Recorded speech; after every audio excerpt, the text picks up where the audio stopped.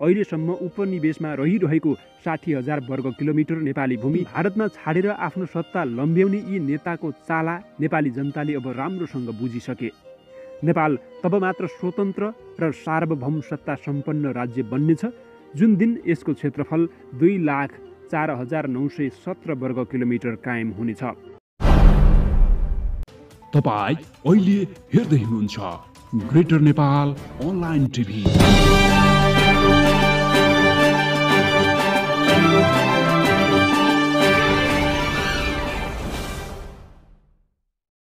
आदरणीय साथीहरू नमस्कार, म विवश बुढाथोकी। आज हामीले प्रस्तुत गर्दैछौँ सुगौली सन्धि अघि सन् 1805 को पुरानो ब्रिटिस नक्सा र विशाल नेपालको बारेमा।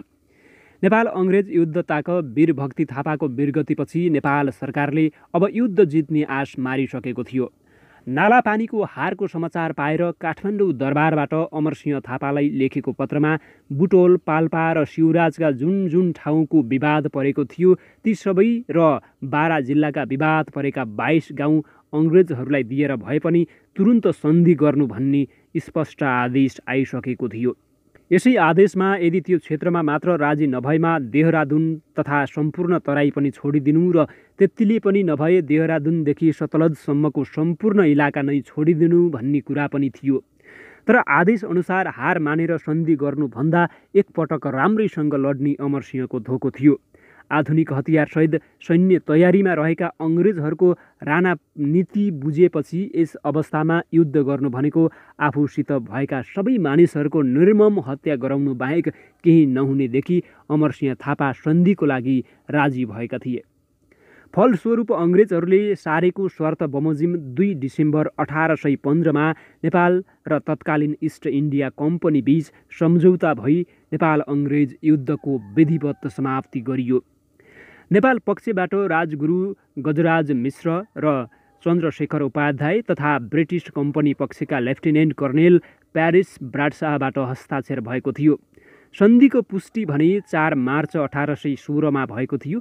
नेपालमाथि लादिएको सन्धि भएकाले उच्च पदस्थ अधिकारीहरू यसमा हस्ताक्षर गर्न नचाहेकाले नेपालले 2 डिसेम्बरदेखिको 15 दिने म्यादलाई लत्याएर 93औं दिनमा अर्थात् 4 मार्च सन् 1816 का दिन पण्डित गजराज मिश्र र चन्द्रशेखर उपाध्यायले सुगौली भन्ने ठाउँमा ब्रिटिसको शिविरमा गई यस सन्धिमा हस्ताक्षर गरेपछि सोही दिनदेखि लागू भएको बताइयो। अब के छ त यो सुगौली सन्धिको धाराहरूमा के कुराहरू समावेश गरिएको छ, हामी सुगौली सन्धिका धाराहरू तपाईँको माझमा प्रस्तुत गर्न लागिराखेका छौँ। नम्बर 1, नेपालका राजा र माननीय इस्ट इन्डिया कम्पनी बीच सदाकाल मैत्री र शान्ति संविदा रहने भयो। नम्बर 2, युद्ध हुनुभन्दा पहिले विवाद उठेका सम्पूर्ण भूभाग उप नेपालका राजाले आफ्नो दावा छोड्नुपर्ने र ती भूभागहरूमाथि माननीय कम्पनीको प्रभुत्व रहने भयो। नम्बर 3, नेपालका राजाले तल उल्लेखित क्षेत्र सदाका लागि माननीय इस्ट इन्डिया कम्पनीलाई समर्पण गर्नु पर्यो।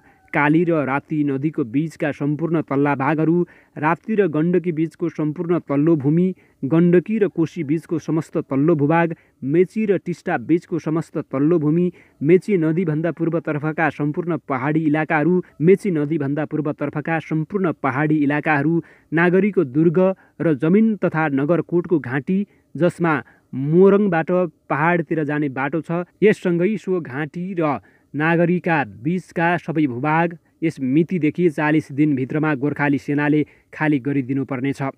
नम्बर 4, माथिको धारा अनुसार लिएका भूभागद्वारा हानिमा परेकाले नेपालका प्रमुख र भारदारहरूको क्षतिपूर्तिका लागि ब्रिटिस सरकारले ती प्रमुखहरूलाई जम्मा जम्मी सालानाला 2 लाख रुपैयाँ पेन्सनका रूपमा दिने भयो र यो रकम नेपालका राजाको तजविज अनुसार समानुपातमा बाँडिनेछ। नम्बर 5, नेपालका राजाले काली नदीको पश्चिमी भूभागको सम्पूर्ण अधिकार परित्याग गर्छन् र साथै त्यो इलाका तथा त्यस इलाकाका निवासीहरूसँग कुनै किसिमको सम्बन्ध नराख्न वचनबद्ध हुन्छन्। नम्बर 6, नेपालका राजा सिक्किमका राजालाई उनको प्रादेशिक अधिकारका सम्बन्धमा कुनै तरहबाट परेशान नगर्न र साथै शान्ति भङ्ग नगर्न स्वीकार गर्छन् र साथै के पनि स्वीकार गर्छन् भने यदि नेपाल अधिराज्य र सिक्किमका राजा अथवा सिक्किमका प्रजाहरूबीच कुनै मतभिन्नता उत्पन्न भएमा उक्त मतभिन्नता समाधान गर्न मध्यस्थताको रूपमा ब्रिटिस सरकारलाई सुम्पनेछन् र नेपालका राजाले ब्रिटिस सरकारको निर्णय स्वीकार गर्नुपर्नेछ।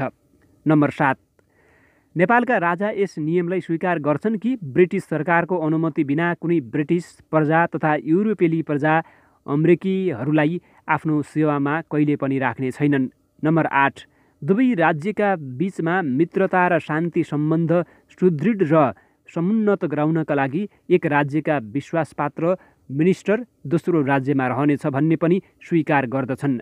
नम्बर 9, यो सन्धिपत्रमा 15 दिनभित्रै नेपालका राजाले स्वीकृति हस्ताक्षर आवश्यक भयो र यसपछि लेफ्टिनेन्ट कर्नेल ब्रेडशाह मार्फत यस उप 20 दिनभित्र वा सम्भव भए सोभन्दा अगावै गभर्नर जनरलबाट स्वीकृति लिइने भयो। सुगौली सन्धि सदाको लागि भनिए पनि सन् 1950 मा भएको नेपाल भारत शान्ति तथा मैत्री सन्धिले यो सन्धिलाई रद्द गरिसकेको छ भने नेपाल अङ्ग्रेजबीच 1960 मा भएको सन्धिले पनि सुगौली सन्धिलाई खारेज गरिसकेको छ र त्योसँगै नेपालले बाँके, बर्दिया, कैलाली र कञ्चनपुर पनि फिर्ता गरेको छ किनकि सुगौली सन्धिमा ती भूभागहरू पनि गुमेका थिए। त्यसको आधारमा सुगौली सन्धि रद्द भइसकेको छ र हामीले ग्रेटर नेपालका भूभागहरू फिर्ता पाउनुपर्छ भन्ने हाम्रो मान्यता रहेको छ। साथीहरू, नेपाली भूभाग बेलायती उपनिवेशमा थियो र अहिले भारतीय उपनिवेशमा छ भन्ने नभुलौँ। नेपाली राजनीतिक कर्मीहरूले सुगौली सन्धि दोहोऱ्याइ तेह्राइ पढुन्। हामीले पूर्ण रूपमा हारेर सुगौली सन्धि गरेको होइन। बेलायतीहरूले चाहिँ पूर्ण रूपमा जित्न नसकेर तराई र मेचीदेखि पूर्वको जमिन सधैँका लागि कसरी लिने भनेर जाल बुनेर षड्यन्त्र गरेर हामीलाई बाध्य पारेर नहारेको क्षेत्र पनि समावेश गरेर सुगौली सन्धि गराइएको हो। तर हाम्रा नेताहरू बुझ पचाएर भारतीय नेताप्रति दास्ताको भाव प्रदर्शन गर्दै हामी कहिले उपनिवेशमा परेनौँ भनेर झुटो भाषण गर्छन्। मानौँ सुगौली सन्धि नेपालले जितेर बेलायतसँग गरेको होस्। यी कथित नेताले नेपाल कहिले उपनिवेशमा परेन भन्नु अहिलेसम्म उपनिवेशमा रहिरहेको 60,000 वर्ग किलोमिटर नेपाली भूमि भारतको अधीनमा छोडिदिने दाउ मात्र हो। यसरी जमिन भारतमा छाडेर आफ्नो सत्ता लम्ब्याउने यी नेताको चाला नेपाली जनताले अब राम्रोसँग बुझिसके। नेपाल तब मात्र स्वतन्त्र र सार्वभौम सत्ता सम्पन्न राज्य बन्नेछ जुन दिन यसको क्षेत्रफल 2,04,917 वर्ग किलोमिटर कायम हुनेछ। यो जानकारीको लागि भिडियोलाई सबै समक्ष सेयर गरेर साथ दिनुहोला। धन्यवाद। नमस्कार। जय देश, जय ग्रेटर नेपाल।